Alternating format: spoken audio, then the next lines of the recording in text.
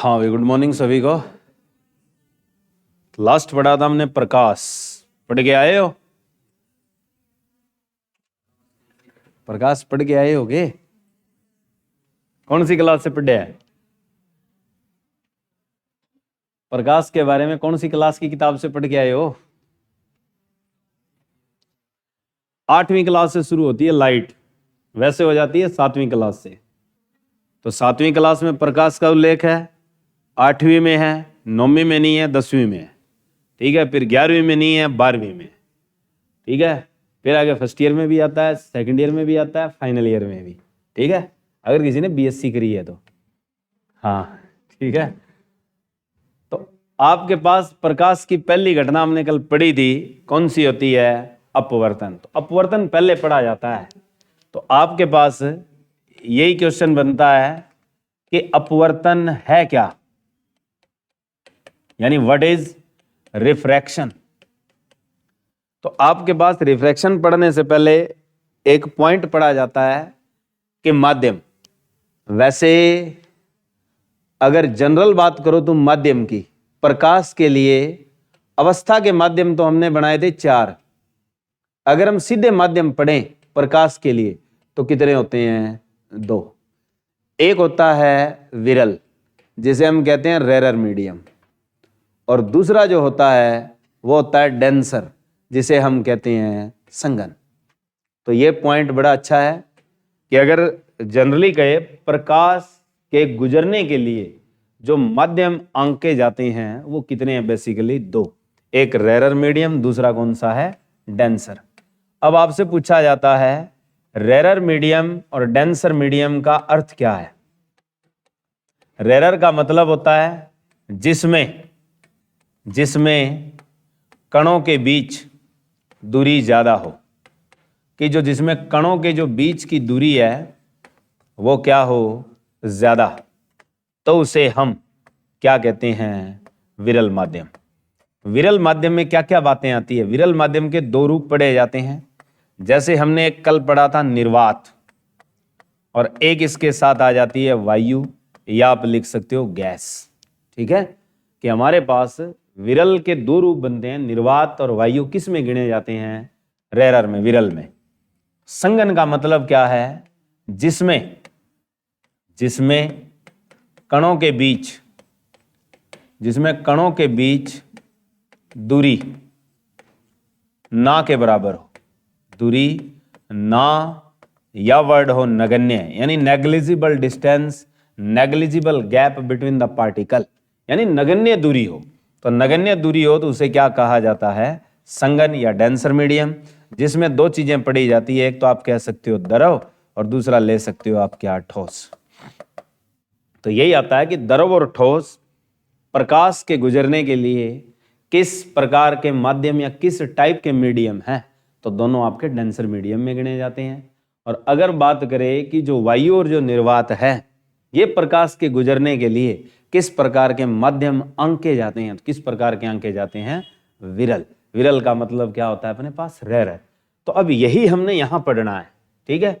अगर पूछे रेरर और डेंसर में से प्रकाश की चाल किस में ज्यादा होगी, तो जिसमें कण दूर है वहां गाड़ी क्या चलेगी? स्पीड से, यानी छीड़ है, और जहां भीड़ है वहां गाड़ी क्या चलेगी? स्लो। तो यही कहानी है, विरल में ज्यादा और संघन में क्या चलेगा? कम। अब यही चीज यहां पढ़नी है हमने।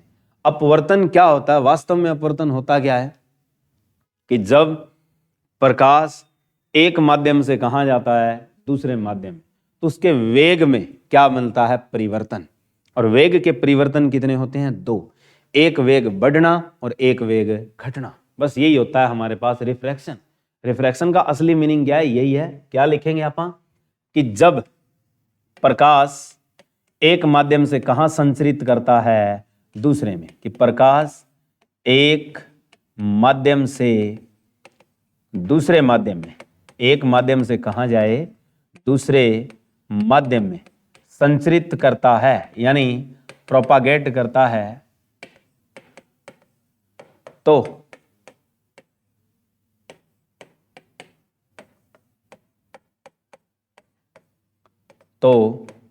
उसके वेग में परिवर्तन जो उसके वेग में परिवर्तन होता है उसे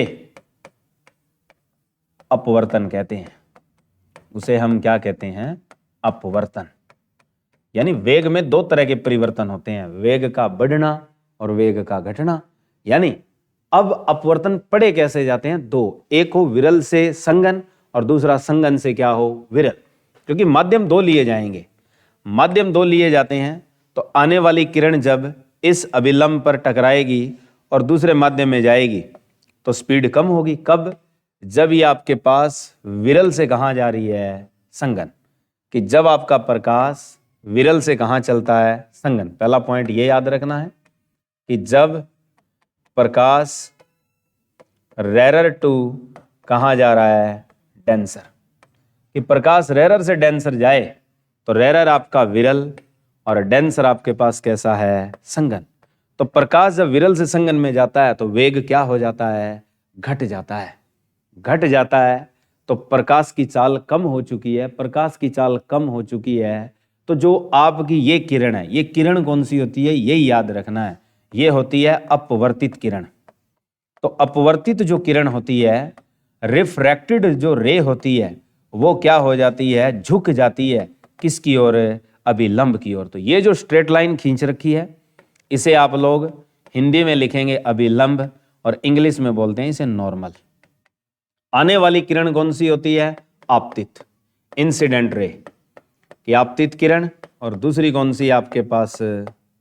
रिफ्रैक्टेड रे, अपवर्तित किरण। तो यही क्वेश्चन आता है सिंपल कि जब अपवर्तन विरल से संगन में हो तो अपवर्तित किरण की स्थिति अभिलंब के साथ होती है, तो अभिलंब की ओर क्या होती है? झुक जाती है, या अभिलंब की ओर क्या हो जाती है? मुड़ जाती है। तो जब प्रकाश रेरर से डेंसर में जाता है तो अपवर्तन के पश्चात, यूं पूछता है, अपवर्तन के पश्चात अपवर्तित किरण की जो अपवर्तित किरण है, अपवर्तित किरण की स्थिति क्या होगी? तो अपवर्तित किरण की अगर स्थिति पूछे तो आपने एक ही जवाब देना है। क्या देना है? कि अभिलंब की ओर मुड़ जाती है या अभिलंब की ओर झुक जाती है। अब आपसे पूछे कि अभिलंब की ओर मुड़ या झुक क्यों जाती है, तो जवाब क्या दोगे? प्रकाश का वेग घटने के कारण। कि ये कारण क्या है कि ये किरण इस अभिलंब की ओर मुड़ी है? तो इसका जवाब लिखना है कि प्रकाश की चाल घटने पर। ये जो जवाब मांगा जाएगा तो आपने यूं देना है कि प्रकाश की चाल घटने पर, यानी decrease in velocity of light. Simple. तो क्वेश्चन दो तरीके से टैग किया जाता है। पहले कहता है कि अपवर्तन के पश्चात जो अपवर्तित किरण होगी उसकी स्थिति क्या है, तो क्या होगी? अभिलंब की ओर मुड़ेगी। अब क्वेश्चन ये पूछ ले कि जब अपवर्तन विरल से संगन वाला हो तो प्रकाश अभिलंब की ओर क्यों मुड़ता है, तो जवाब आपने क्या देना है? प्रकाश की चाल है घटने पर। ठीक है, क्योंकि प्रकाश की चाल घटेगी।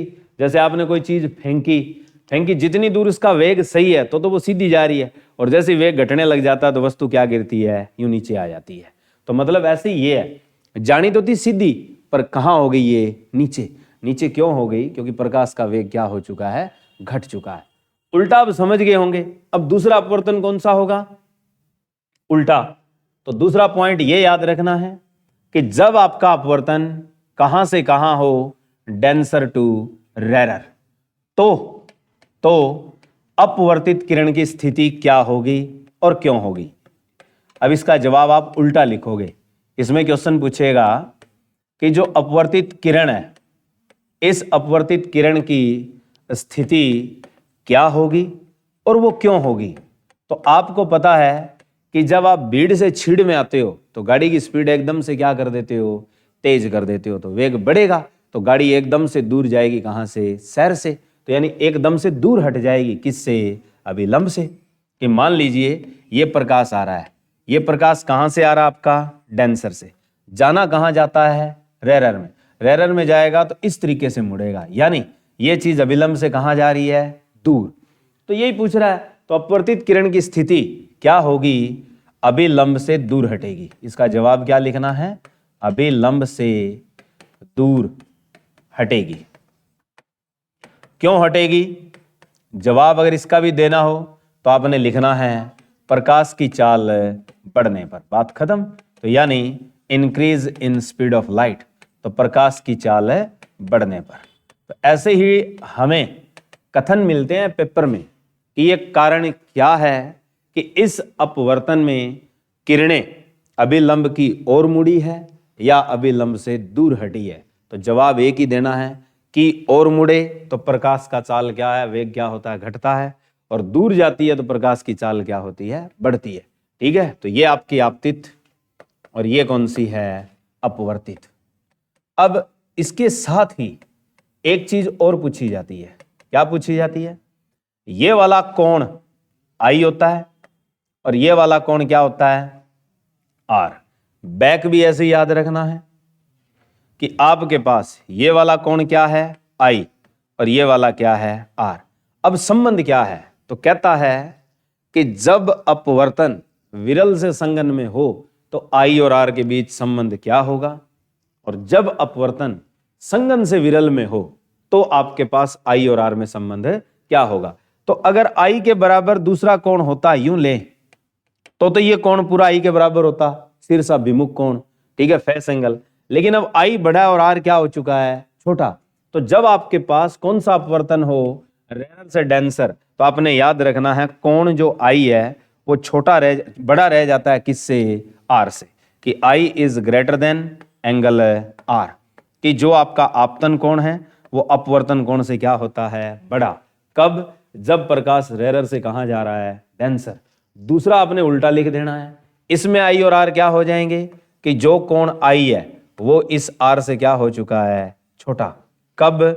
जब आपके पास अपवर्तन कौन सा हो, इस डेंसर से रेयर वाला। तो ये क्वेश्चन ऐसे ही पूछे जाएंगे कि आई और आर का संबंध क्या है। तो आई छोटा किस अपवर्तन में होता है और आई आर से बड़ा किस अपवर्तन में होता है। तो आई बड़ा कौन से में होता है, रेयर से डेंसर में। छोटा किस में होता है, आपके पास डेंसर से रेयर में। तो 2 पॉइंट ये याद रखने हैं। ऑप्शन यूं दिए जाते हैं कि पहला ऑप्शन आ जाएगा कि angle R is less than angle I. दूसरा दे देगा angle R is equal to angle I. तीसरा यूं लिखा होगा कि angle R is greater than angle I. और चौथा दे देगा angle R is greater than equal angle I. कि अगर आपसे कहता है कि अपवर्तन कौन सा है, डेंसर से रेयर, तो आप बताओगे कौन सा कोण इसमें से सही है। तो कौन सा सही होगा, तीसरा। ठीक है, यानी जो एंगल आर है वो एंगल आई से क्या है, बड़ा है। किस अपवर्तन में, संगन से कहां, विरल में। ये याद रखना है। ऐसे ही दूसरा आ जाता, विरल से क्या बोल देता, संगन, तो ऑप्शन कौन सा सही हो जाता, पहला। ठीक है, ऐसे या। और एक बराबर वाला भी है यहाँ। ये ऑप्शन कब लगाना है, जब परावर्तन हो। अपवर्तन की जगह शब्द क्या है, परावर्तन, तो ऑप्शन कौन सा सही होता है, दूसरा। ठीक है, आगे आएगा ये। अब हमारे पास कुछ अपघटनाएं आती है, जो अपरी घटनाएं आती है। पहले लिख लो तुम स्नेल का नियम। पहले ये करवा देता हूं कि अपवर्तन के नियम क्या है। अपवर्तन आपने पढ़ दिया। अब वो कहता है अपवर्तन के लिए सतह परिपाटी कैसी होनी चाहिए, कि जो सतह परिपाटी है, सरफेस इंटरफेस कैसा होना चाहिए। ये पूछता है कि सरफेस इंटरफेस क्या होता है, जो दो माध्यम को अलग करती है। तो इसलिए कहता है कि अपवर्तन के लिए वो सतह परिपाटी कैसी होनी चाहिए। तो आपने शब्द क्या लिखना है, पारदर्शी। कैसी होनी चाहिए, ट्रांसपेरेंट। कि जब प्रकाश एक माध्यम से दूसरे माध्यम में जाएगा तो वो तभी जा सकता है जब माध्यम आपके कैसे हों, पारदर्शी। जैसे हम उस शीशे के आर पार देख रहे हैं तो हम कब देख रहे हैं कि वो कैसा है, पारदर्शी। अगर इस दीवार के आर पार देखना हो तो क्या संभव है, नहीं है। क्यों, दीवार कैसी है, अपारदर्शी। तो इसलिए क्वेश्चन आता है कि जहां रिफ्रैक्शन होगा वहां दो माध्यम के बीच की पट्टी कैसी होनी चाहिए। तो कैसी होनी चाहिए, ट्रांसपेरेंट, पारदर्शी होनी चाहिए। तो ये परिघटना हो सकती है, वरना ये परिघटना नहीं होगी। आगे अब बात आएगी अपवर्तन के नियम, जो आपने 10वीं क्लास में पढ़े हैं। अपवर्तन के नियम कितने हैं, ये अगर आपसे पूछे तो जवाब क्या लिखोगे वहां, चाहे तो शब्द दे रखा है अपवर्तन और चाहे दे रखा है प्रावर्तन। नियम की अगर संख्या पूछे तो उत्तर आपका क्या बनता है? केवल और केवल है 2। पहला नियम क्या कहता है? पहला नियम यह कहता है कि आपने 3 चीजें देखी है अभी। एक तो डायग्राम में लिखा था आपने आपतित किरण, दूसरा क्या लिखा था? अभिलंब, और तीसरी चीज लिखी थी अपवर्तित किरण। 3 शब्द लिखे थे। ये तीनों क्या होने चाहिए? एक ही तल में हो। पहला नियम यही है, ठीक है। क्या लिखना है? आपतित किरण, आपतित किरण, अपवर्तित किरण, और क्या लिखना है? अभिलंब। कि आपतित किरण, अपवर्तित किरण और अभिलंब। अगर अभिलंब याद ना रहे तो आपने शब्द लिख लेना है आपतन बिंदु। क्या लिख लेना है? आपतन बिंदु। आपतन बिंदु को क्या कहते हैं? Incident point of light. तीनों कहां होने चाहिए? एक ही तल में होने चाहिए। तीनों एक ही तल में होने चाहिए, यानी they are in same plane. तो which is the first law of refraction, यानी ये पहला नियम है। यही आपने प्रावर्तन में याद रखना है। प्रावर्तन में सिर्फ शब्द कौन सा बदलना है? ये वाला जो अपवर्तित शब्द लिखा है ना, प्रावर्तन में यहां क्या आएगा? प्रावर्तित आएगा। बस दोनों एक ही होते हैं, ठीक है। तो यही क्वेश्चन आता है कि ये कौन सा नियम है अपवर्तन का जिसमें तीनों चीजें एक ही तल में होती है? तो ये अपवर्तन का कौन सा नियम होता है? पहला। ये पहला नियम है। दूसरा क्या होता है? अपवर्तन का दूसरा नियम क्या कहलाता है? लिख लेना, बड़े काम की चीज है ये। अपवर्तन का दूसरा नियम क्या कहलाता है? कि अपवर्तन का जो दूसरा नियम है, सेकंड लॉ ऑफ जो रिफ्रैक्शन है, उसे हम स्पेशली नाम देते हैं क्या? स्नेल का नियम। उसको नाम दिया जाता है क्या? स्नेल का नियम। स्नेल के नियम में क्या प्राप्त होता है यह पूछा जाता है। तो स्नेल के नियम में अपवर्तनांक प्राप्त होता है। क्या होता है? अपवर्तनांक। अपवर्तनांक को इंग्लिश में बोलते हैं रिफ्रैक्टिव इंडेक्स, RI। कि आपसे पूछ लिया जाए कि स्नेल के नियम में क्या प्राप्त होता है, तो आपने जवाब क्या देना है? अपवर्तनांक मिलता है। मिलता किससे है? बराबर लिखेंगे आप इस अपवर्तनांक के लिए या तो म्यू लिख लो, और या इसका संकेत क्या होता है? n। अपवर्तनांक को म्यू या n से दर्शाया जाता है, और बराबर का निशान लगा के स्नेल है तो साइन। आने वाली किरण पहले आ रही है तो आने वाला एंगल ऊपर रहेगा। ऊपर होता है ना प्रकाश, तो I ऊपर, और जा रही है तो R कहां लिखा था आपने पहले? नीचे। तो साइन I बटे क्या लिख दो? Sine R। तो यानी अपवर्तनांक स्नेल के नियम में किसके बराबर लिया जाता है? तो अनुपात होता है। किसका अनुपात होता है? Sine of incident angle to sine of refracted angle. कि जो साइन है वो I के साथ, और साइन है वो किसके साथ लोगे? R के साथ। इन दोनों का अनुपात तुम्हें क्या प्राप्त करता है? अपवर्तनांक। अब एक इसमें न्यूमेरिकल लिखो। क्वेश्चन क्या आएगा? अपवर्तनांक किससे दर्शाया जा रहा है? म्यू, या आप किससे दर्शा रहे हो? n। किसके बराबर है? साइन I बटे, और साइन क्या लिख दिया जाए? R। तो अब एक लिखो क्वेश्चन कि सूर्य का प्रकाश वायु से जल में प्रवेश करता है। कि जो सूर्य का प्रकाश है वो वायु से जल में प्रवेश करता है, तो आपतन कोण 45 डिग्री और अपवर्तन कोण 30 डिग्री हो। आपतन कोण 45 डिग्री और अपवर्तन कोण 30 डिग्री हो तो अपवर्तनांक होगा।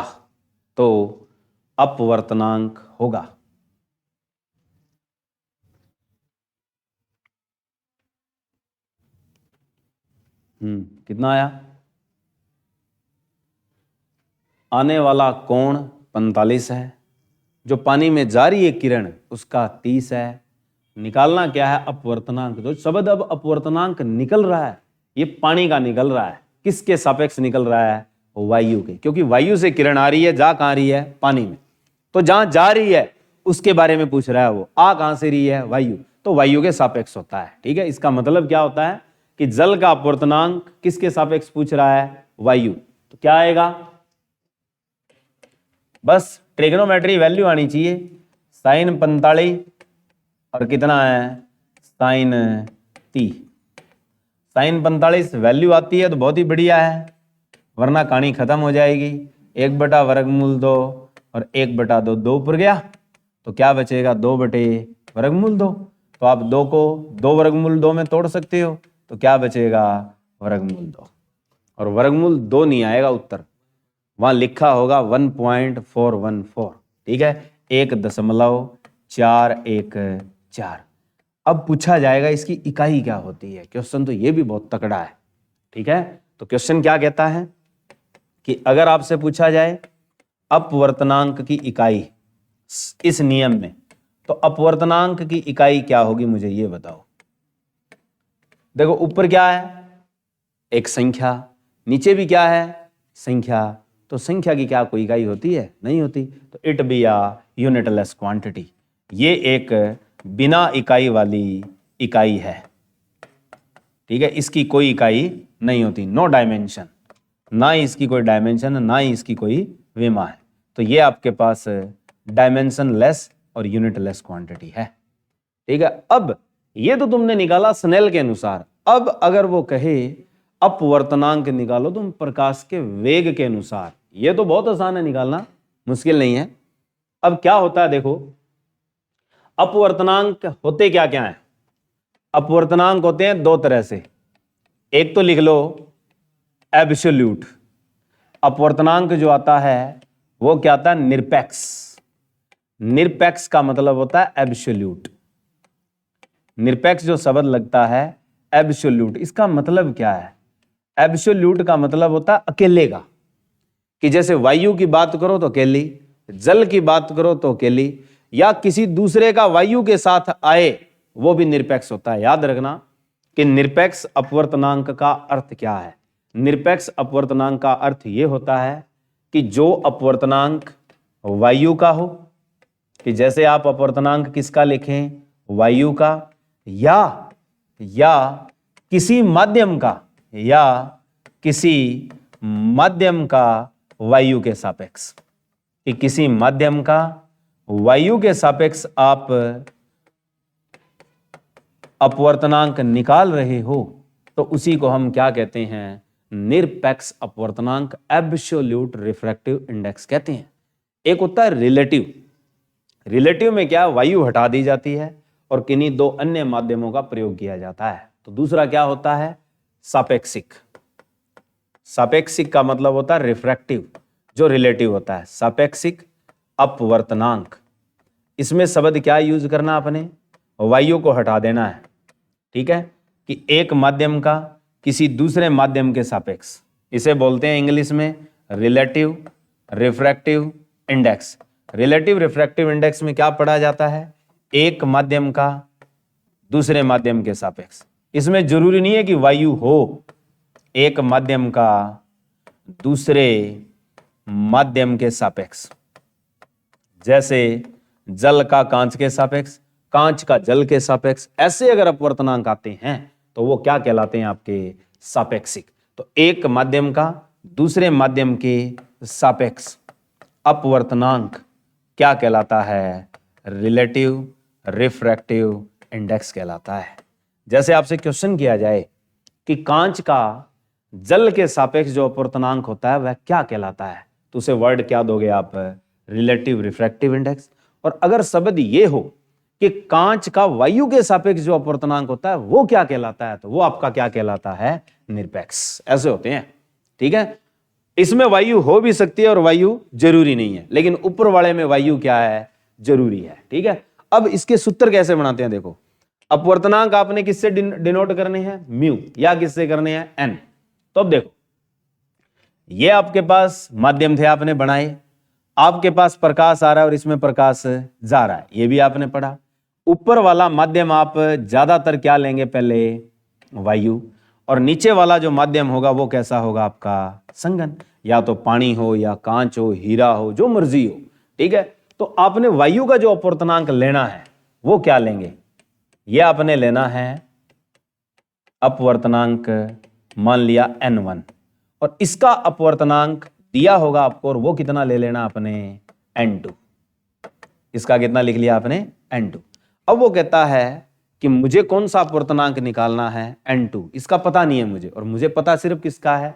वायु वाले का। तो वो कहता है कि आप रिफ्रैक्टिव इंडेक्स कैसे निकालेंगे? तो यहां पर जो एब्सोल्यूट होता है, निरपेक्ष अपवर्तनांक होता है, वो दिया जाए या निकालना पड़े, तो आप कैसे निकालेंगे?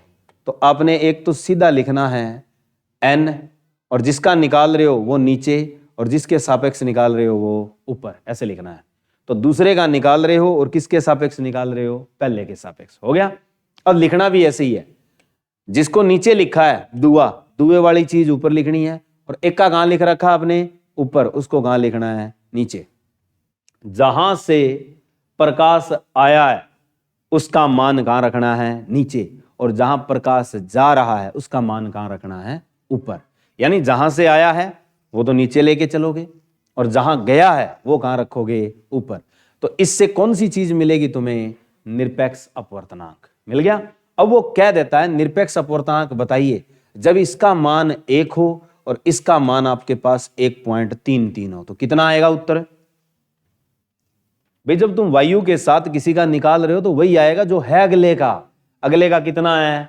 1.33। तो निरपेक्ष अपवर्तनांक कितना आएगा? 1.33 ही आएगा, जब ऊपर वाली चीज हमेशा क्या है? तुम्हारी वायु है। नीचे जाए जो मर्जी आ जाए, नीचे वाले का जब भी निरपेक्ष अपवर्तनांक तुमसे पूछा जाए कि क्या होगा, और किसके सापेक्ष पूछे? वायु के, तो उत्तर क्या आएगा? वही आएगा जो उसका है। ठीक है, तो आपका उत्तर क्या बन रहा है? आप निकाल रहे हो N2 और क्या ले रहे हो? 1। तो N2 की वैल्यू कितनी है? 1.33, और इसकी वैल्यू कितनी है? 1। तो उत्तर कितना आएगा तुम्हारे पास? 1.33। ऐसे ही एक न्यूमेरिकल लिखो कि जब प्रकाश वायु से जल में संचरित हो, कि जब प्रकाश वायु से जल में संचरित हो तो जल का अपवर्तनांक 1.343 हो। जल का अपवर्तनांक 1.343 हो तो उसका निरपेक्ष अपवर्तनांक होगा।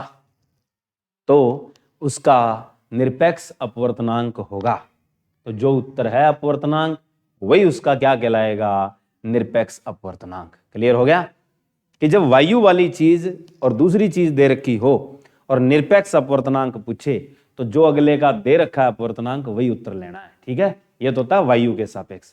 अब बात आती है हमारे पास चाल के चलते और सीख लो कि यदि अपवर्तनांक चाल से निकालना हो, यदि अपवर्तनांक प्रकाश की चाल से निकालना हो, कभी भी प्रकाश की चाल से, तो यह भी हमेशा याद रखना वायु वाला ही होगा कि प्रकाश वायु में आएगा और फिर प्रकाश कहां जाएगा? किसी माध्यम में जाएगा। तो इसमें क्या करना है?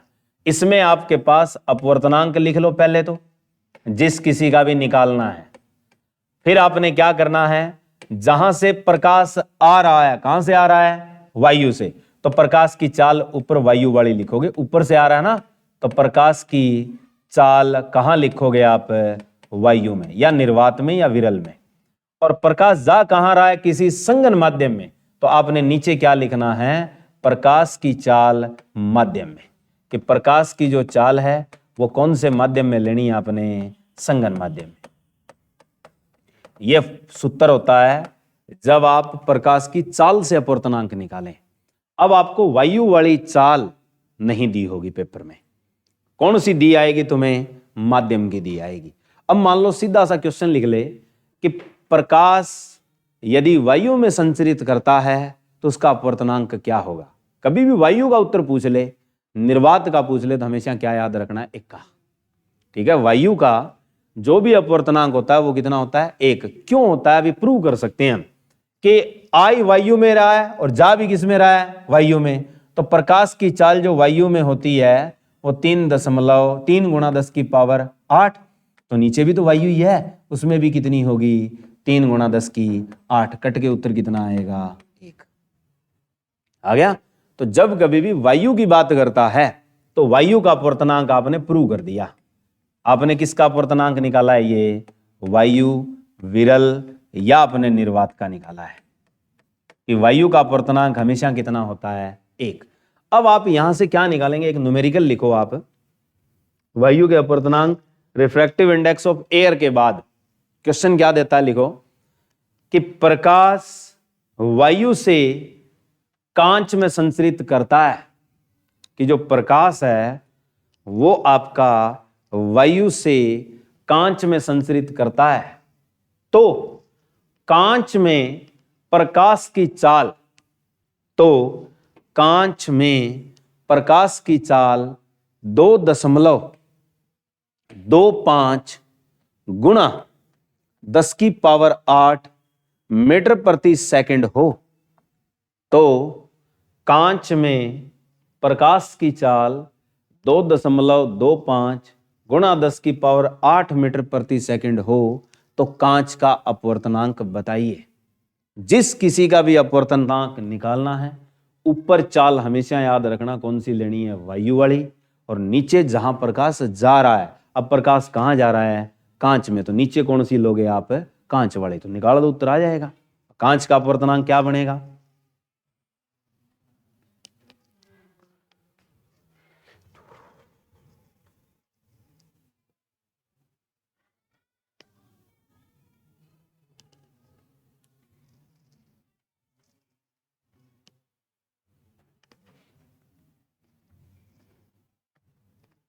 हो गया? कितना आया? ऊपर तो वायु वाली लेनी है, वायु वाली फिक्स है 3 गुणा 10⁸।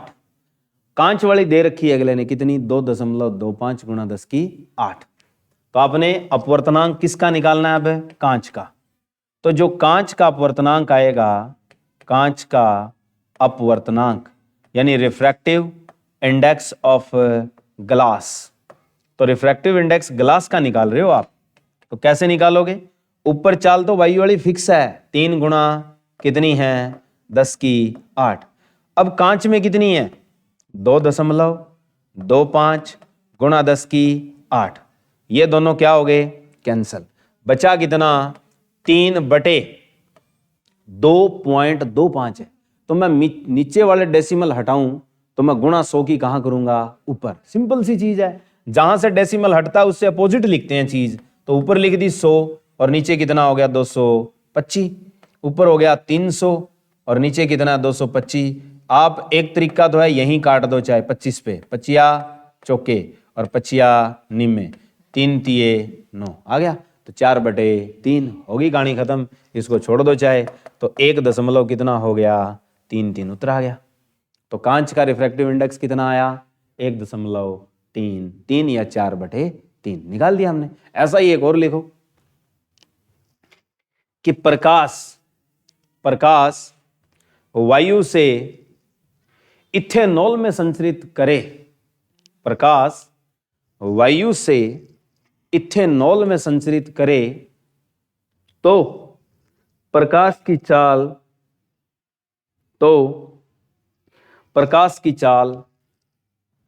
गुणा 10⁸ मीटर प्रति सेकंड हो। तो प्रकाश की चाल 2 गुणा 10⁸ मीटर प्रति सेकंड हो, तो इथेनॉल का अपवर्तनांक होगा। तो इथेनॉल का अपवर्तनांक होगा, आप समझ गए कैसे निकालना है? ठीक है, कि 3 और बटे क्या बचेगा? 2। तो उत्तर आ गया 1.5, बात खत्म। ठीक है, तो ये तरीका होता है कब? जब तुम्हें क्या दी हो? प्रकाश की चाल। प्रकाश की चाल आ जाए, अपवर्तनांक कैसे निकालना है? हो गया। तो प्रकाश की चाल से अपवर्तनांक कैसे निकलता है? ऊपर प्रकाश की चाल कौन सी लेनी है? वायु वाली। और नीचे कौन सी लेनी है? जिसमें वो जा रहा है। जा किस में रहा है? किसी माध्यम में। वो तुम्हें दी आएगी। ठीक है, आगे अब बात आती है कि जैसे आपके पास प्रकाश वायु के अलावा ऐसे आ जाए, प्रकाश पानी से कांच में प्रवेश करे, कि प्रकाश जो है पानी से कांच में प्रवेश करे, तो सापेक्ष अपवर्तनांक होगा तो सापेक्ष अपवर्तनांक होगा। बताओ कैसा होगा भैया? दिया आएगा साथ में कि जो पानी से कहां जा रहा है? कांच, तो पानी का अपवर्तनांक दिया होगा जिसको वो लिखेगा NW से, और कांच का अपवर्तनांक दिया होगा जिसको वो लिखेगा किससे? NG से। G का मतलब ग्लास, W का मतलब है वाटर। अब मुझे आप ये बताओगे कि जो सापेक्ष अपवर्तनांक आएगा वो इन दोनों में से कैसे लिखूं मैं? सापेक्ष अपवर्तनांक जो लिखा जाएगा वो कैसे लिखा जाता है अभी बताया है कि जहां से प्रकाश आ रहा है उसको लिखेंगे नीचे, और जहां से आ रहा है जहां जा रहा है उसको तो लिखोगे ऊपर, और जहां से आ रहा है उसको कहां लिखोगे? नीचे। अब आ कहां से रहा है? पानी से, तो पानी वाली चीज कहां लिखोगे? नीचे। और जा कहां रहा है? कांच में, तो उसको कहां लिखना है? ऊपर। तो कांच वाली चीज है NG और पानी वाली चीज क्या है? NW। ये तुम्हारे पास क्या हो गया? सापेक्ष अपवर्तनांक। और इसको इकट्ठा लिखना हो तो इसको ऐसे लिखना है, NG और W कहां लिखना है? ऊपर, उससे उल्टा लिखना है। ठीक है, तो ये इसका तरीका है रिप्रेजेंट करने का। ठीक है, अब इस पे एक न्यूमेरिकल लिखो कि जल का अपवर्तनांक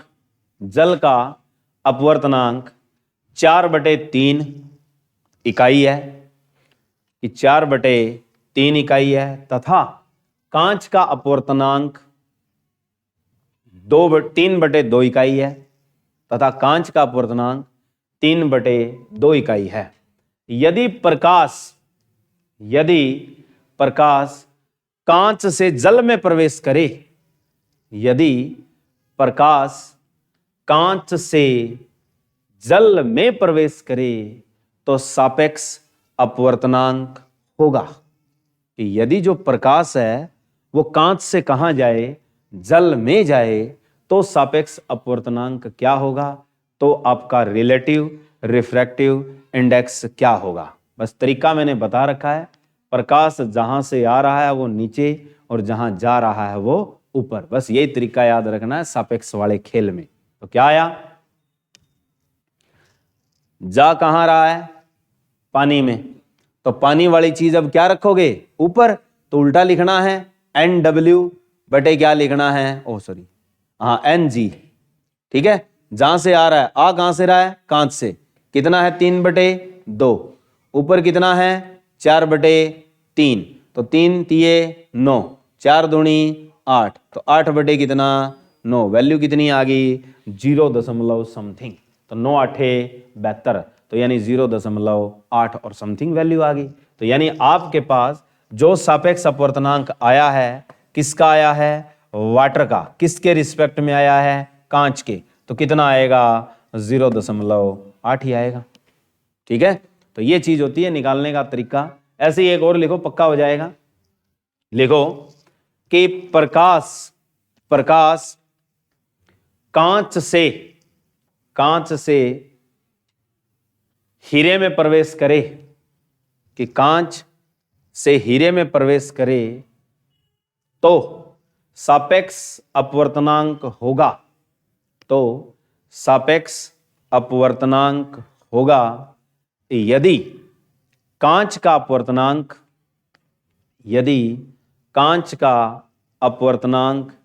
3/2 हो, कांच का अपवर्तनांक 3/2 हो, वह हीरे का अपवर्तनांक 1.74 हो। वह हीरे का अपवर्तनांक 1.74 हो।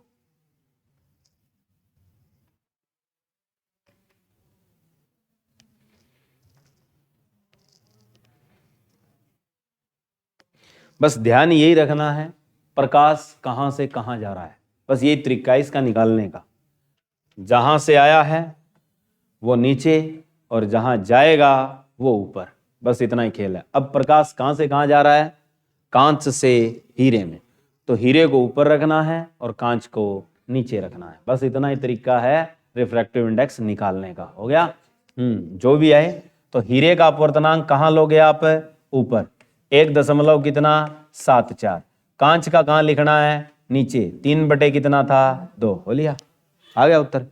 और इकाई अगर पूछे तो इसकी कोई इकाई नहीं होती। ऑप्शन आएंगे सेम चीज होगी और ऑप्शन 4 होंगे। कहीं जगह तो लिखे मिलेगा मीटर, एक जगह लिखा मिलेगा डायोप्टर, और एक जगह लिखा मिलेगा सेंटीमीटर, और एक जगह आएगा बिना मीटर, बिना डायोप्टर और बिना सेंटीमीटर। तो जो अपवर्तनांक वाली चीज है उसके पीछे कुछ नहीं होना चाहिए, ये याद रखना है, ठीक है। क्योंकि ये कैसी चीज है आपकी, यूनिट लेस, डायमेंशन लेस, इसकी कोई इकाई नहीं होती, ठीक है। अब आगे, अब मान लो हमारे पास कुछ घटनाएं आती है, उसके बाद आगे चलेंगे। अब अपवर्तन की परिघटनाएं, कि परिघटना अपवर्तन से संबंधित, कि ऐसी परिघटनाएं जो किससे संबंधित हो, अपवर्तन से संबंधित। कि जैसे खेल तो हमने 2 पढ़े थे, रेरर टू डेंसर और डेंसर टू क्या पढ़ा था, रेरर। विरल से संगन, संगन से क्या पढ़ा, विरल। ये कहानी कुछ और है। अब वो कहता है कुछ परिघटनाएं तुम्हारी आंखों के सामने होती है, वो बताओ क्या क्या होती है।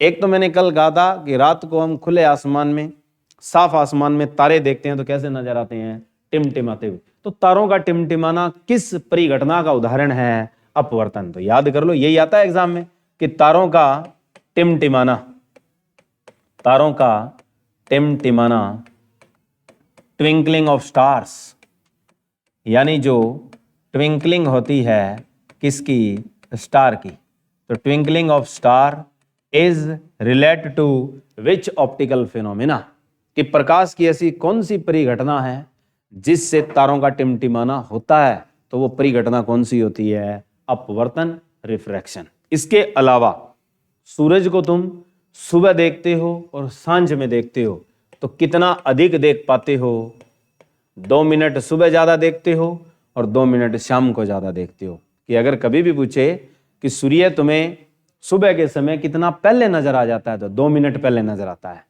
और शाम को जब सूरज ढल जाता है तो आपको कितनी देर और दिखाई देता है, तो 2 मिनट और दिखाई देता है। तो पूरे दिन में आप सूरज को कितना देख पाते हो, 4 मिनट अधिक। तो इसको लिखे क्या कि सूर्योदय से पहले, कि सूर्योदय से पहले वह सूर्यास्त के पश्चात, सूर्यास्त के पश्चात सूर्य का नजर आना, कि सूर्योदय से तो पहले और सूर्यास्त के पश्चात सूर्य का नजर आना किस परिघटना का कारण है।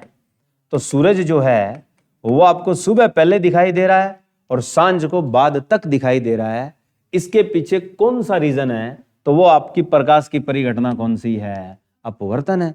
अब बात आए कि जो सूर्य है वो सूर्योदय से पहले जो नजर आता है, कितना पहले नजर आता है, सूर्योदय से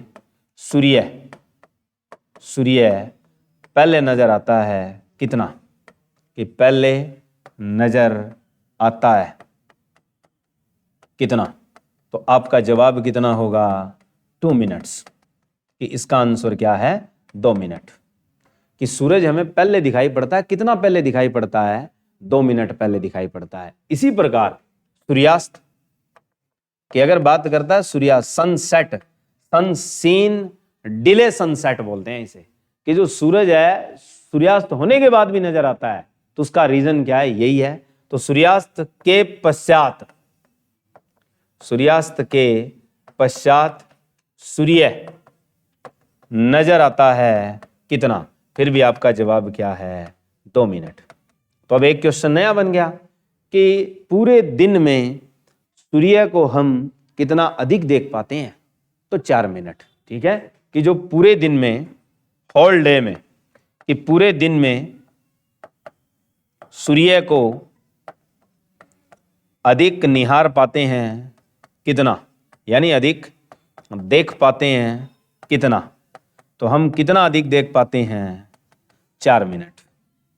और अगर आपसे पूछे इस 2 मिनट के दिखने का, 2 मिनट के दिखने का कारण, परिघटना तो है अपवर्तन, और कोण पूछ ले तो कितना होता है, कि 2 मिनट जब सूरज तुम्हें पहले नजर आता है तो सूर्य की किरण का जो झुकाव है क्षैतिज के साथ अभिलंब के ऊपर, वो कितने का होता है। तो रीजनिंग पढ़ते हो, 2 मिनट के लिए एंगुलर वैल्यू कितनी बनेगी, अर्थेरियल की बात कर रहा है, ये अर्थ रिलेटिव बात कर रहा है, ठीक है। तो आपके पास जो वैल्यू लेते हो तुम वो ऐसे लेते हो कि 4 मिनट होता है 1 डिग्री के बराबर अर्थ के रिलेट में, ठीक है। और अगर वो बात कर रहा है कितनी 2 मिनट तो आधा कर रहा है, तो एंगल भी कितना हो जाएगा आधा, बात खत्म, ठीक है। तो जो आपके पास एंगुलर वैल्यू है, एंगुलर वैल्यू में पूछ ले कि कोणीय मान क्षैतिज के साथ कितना हो, जिससे सूरज हमें 2 मिनट पहले दिख जाए और 2 मिनट के बाद भी दिखे, कब, सूर्योदय और सूर्यास्त के साथ, तो उसका कोणीय मान क्षैतिज के साथ कितना होता है आधा डिग्री। तो याद रखो कि जो कोणीय मान सूरज का, कोणीय मान सूर्य का क्षैतिज के साथ, हॉरिजॉन्टल के साथ, क्षैतिज के साथ अभिलंब पर, ये जो क्षैतिज के साथ होता है और किस चीज पे देखा जाता है, एट नॉर्मल, अभिलंब पर, तो वो कितना होता आपका आधा डिग्री, कितना होगा आधा डिग्री। तो यानी जो झुकाव रहेगा सूरज का क्षैतिज, यानी क्षैतिज क्या होती है, अगर तुमसे पूछ ले क्षैतिज क्या होती है, कि सूर्य के मामले में अगर हम पूछे क्षैतिज क्या है, तो जहां हमें धरती आसमान से मिलती हुई प्रतीत होती है उस बिंदु को हम क्या कहते हैं, हॉरिजॉन्टल लाइन, ठीक है। आप देखते हैं ना कि आसमान धरती के साथ झुका हुआ नजर आता है कि वहां पे मिल रहा होगा, तो जो आसमान धरती को मिलता हुआ प्रतीत होता है, वो जो लाइन होती है धरती के सापेक्ष, उस लाइन को क्या कहते हैं आप, क्षैतिज। और उस क्षैतिज से सूरज क्या होता है, नीचे, तो नीचे होता है और वो दिखता कहाँ है, ऊपर।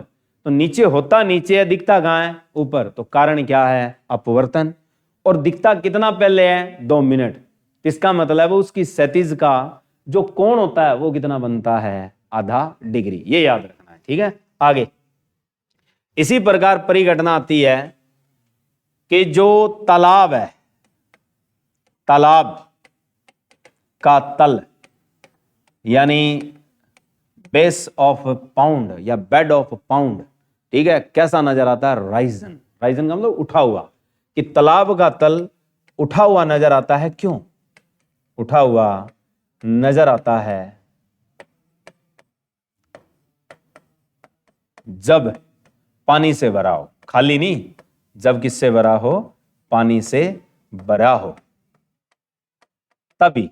वैसे नहीं, खाली को देखोगे तो वैसे ही नजर आएगा भी पड़ा है, ठीक है। हमने उठा हुआ देखना है कि उठ कब रहा है, ठीक है, कि उसकी वैल्यू आपसे पूछे तो वो चीज कब नजर आएगी, जब उसमें क्या भरा हुआ है, पानी भरा हो। तो परिघटना पूछे आपसे तो इसके पीछे राज कौन सा है, अपवर्तन, बात सेम। उसके बाद आकाश में उड़ता हुआ पंछी, ये पूछे कि आकाश में उड़ता हुआ पंछी, नंबर 1। नंबर 2 पूछेगा आकाश में उड़ता हुआ जहाज या वायुयान, और खुले आसमान में उड़ती हुई पतंग, आकाश में उड़ती हुई पतंग अपनी वास्तविक स्थिति से। ये जो तीनों चीजें हैं ये आपको वास्तविक ऊंचाई से, याद रखना, वास्तविक ऊंचाई से ऊपर नजर आती है। क्यों, कि जहां ये होती है उससे ऊपर नजर आती है। क्यों, इसका कारण फिर से आपने जवाब क्या देना है, अपवर्तन, ठीक है। कि आप नीचे खड़े हो और ऊपर देख रहे हो, आकाश में जो उड़ता हुआ पंछी होता है, जो वास्तव में जिस जगह होता है उससे वो कहां नजर आता है, ऊपर। आकाश में उड़ता हुआ वायुयान दिखाई देता है, जहां उसकी लोकेशन होती है उससे वो कहां नजर आता है, ऊपर। और ऐसे ही पतंग है, पतंग देखा होगा, जब त्योहार आते हैं तो लोग पतंग उड़ाते हैं, तो पतंग काफी ऊंची चली जाती है, तो जहां वास्तव में पतंग होती है वो उससे कहां नजर आती है, ऊपर। तो ये खेल सारा का सारा किसके कारण पैदा होता है, अपवर्तन। किसके कारण पैदा होगा, अपवर्तन। इस पे क्वेश्चन करवाएंगे आगे, पहले तुम सीधे लिखो कि इनके पीछे एक ही परिघटना का जवाब है, क्या, अपवर्तन। ऐसे आता है पानी की भरी बाल्टी के तली में अगर सिक्का हो, वो कैसा नजर आता है हमें, उठा हुआ। रीजन क्या है, फिर से अपवर्तन। ऐसे ही क्या है, किसी बिक्कर या गिलास, जो ट्रांसपेरेंट गिलास हो, उसमें आपने पेंसिल रख दी या पेन रख दिया या कोई रोड रख दी, तो वो कैसी नजर आती है तुम्हें, टूटी हुई। तो इसका कारण भी क्या, आपका अपवर्तन, ठीक है। तो यानी ऐसे ही याद रखो, क्वेश्चन क्या आता है कि पानी से भरी बाल्टी, ये देता है कि पानी से भरे बर्तन की तली में, भरे बर्तन की तली में रखा सिक्का प्रतीत होता है। पहले तो ये पूछता है कि जो रखा सिक्का है वो प्रतीत होता है, कैसे होता है भाई प्रतीत? वो उठा हुआ। अब आपसे पूछे कि ये प्रतीत उठा हुआ कैसे होता है? ऊपर दिखाई पड़ता है। उठा हुआ का मतलब है ऊपर नजर आने लगता है, जहां होता है उससे वो ऊपर नजर आता है। इसके ऊपर नजर आने का या ऊपर उठा होने का कारण पूछे तो आपका एक ही जवाब है अपवर्तन। कि आप कभी भी पानी से भरी बाल्टी, पानी से भरे बर्तन में देखेंगे कि तली में सिक्का पड़ा है और वो कैसा नजर आ रहा है आपको? उठा हुआ। जैसे मान लो कई बार इल्यूजन पैदा होता है, ये इल्यूजन का मतलब एक भ्रम सा आता है। जैसे मान लो नहर या खाड़े में पानी चल रहा है पक्के में, और कोई भी क्या है कांच की या क्या है ग्लास की ऐसी चमकती हुई चीज पड़ी होती है और आपको नजर आती है गोल गोल, तो हमें भ्रम बहुत अच्छा पैदा होता है कि सिक्का पड़ा है। ठीक है, भाग के जाते हैं, मिलता कुछ नहीं है।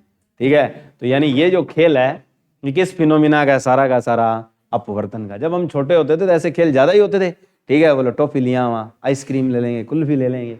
तो यानी ये जो सिक्के वाला भ्रम है ये कहाँ पैदा होता है? पानी के तालाब में, पानी के किसी हिस्से में, या जहां पानी भरा हो, या पानी के बर्तन में। ठीक है, उसके बाद हमारे पास आता है कि बिक्कर में, पानी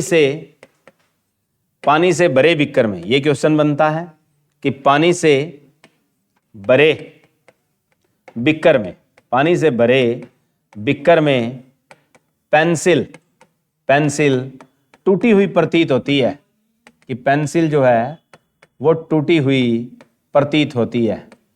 किस कारण? तो किस कारण प्रतीत होती है भाई? उत्तर क्या देना अपने? अपवर्तन।